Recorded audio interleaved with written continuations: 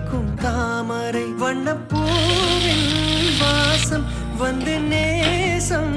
பேசும் அவள் நான் பார்க்க தாங்காமல் நாணுவாள் புது பூ கோலம் தான் காலில் போடுவாள் என்னவென்று சொல்வதம்மா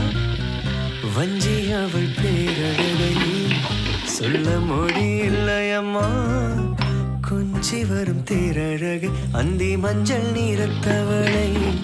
என் நெஞ்சில் நிலைத்தவளை